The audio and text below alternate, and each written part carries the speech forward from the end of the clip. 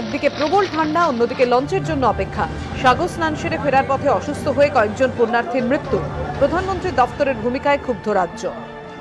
সংক্রান্তি স্নান সেরে ফেরার জন্য রবিবার সকাল থেকে সাগরের প্রতিটি ঘাটে ছিল অসংখ্য পুণ্যার্থীর ভিড়। সকাল 10টা নাগাদ জোয়ার আসার পর শুরু হয় পারাপার শুরু হলেও প্রতিটি ঘাটে অপেক্ষা করতে হয় বহু পুণ্যার্থীকে। প্রচন্ড ঠান্ডার মধ্যে লাইনে দাঁড়িয়ে বেশ কয়েকজন বৃদ্ধা অসুস্থ হয়ে পড়েন। পরে হাসপাতালে মৃত্যু হয় কয়েকজনের।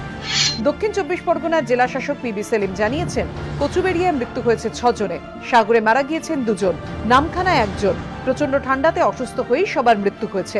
পদপিষ্ট বা ভিড়ের চাপে মৃত্যুর কোনো ঘটনা ঘটেনি। একই কথা জানিয়েছেন রাজ্যের পুরমন্ত্রী। কচুবেড়িয়াতে যখন ভেসেলটা বন্ধ হয়ে গেল, কিছু অসুস্থ হয়ে পড়েছিল। সেখানে এখন শুনছি 6 জন মারা গেছে। খুব বয়স্ক মানুষ, তারা ন্যাচারাল ডেথ মারা গেছেন, পুলিশ যা বলল।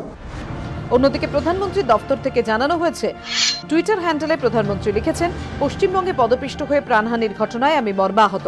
মৃতদের পরিবারকে সমবেদনা জানাই। পদপিষ্ট হয়ে আহতদের জন্য প্রার্থনা করছি, তারা দ্রুত সুস্থ হয়ে উঠুন। পদপিষ্ট হয়ে মৃত্যুর ঘটনায় মৃতদের পরিবারকে 2 লক্ষ টাকা করে এবং আহতদের 50,000 টাকা করে আর্থিক সহায়তা দেওয়া হবে। রাজ্য সরকারের সঙ্গে কথা না বলে এবারের ঘটনাকে পদপিষ্ট হয়ে মৃত্যু বলে প্রধানমন্ত্রীর দফতর ক্ষতিপূরণ ঘোষণা করায় স্বাভাবিকভাবে ক্ষুব্ধ রাজ্য সরকার।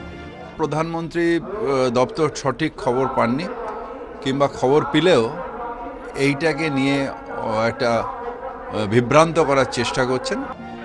নবান্ন সূত্রে খবর, এমন কোনো ঘটনাই ঘটেনি। ঠান্ডাতেই মৃত্যু হয়েছে প্রত্যেকের।